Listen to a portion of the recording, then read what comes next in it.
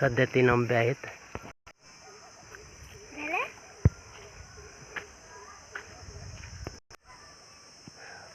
बरेच फळे आंब्याच्या झाडाला लागले होते.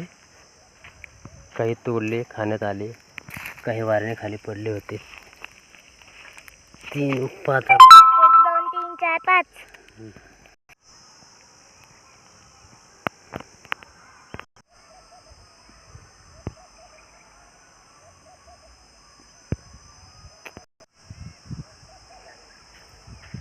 हा कलमी आंबा आहे.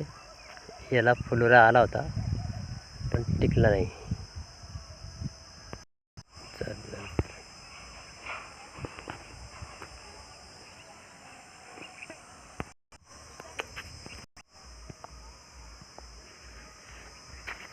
जा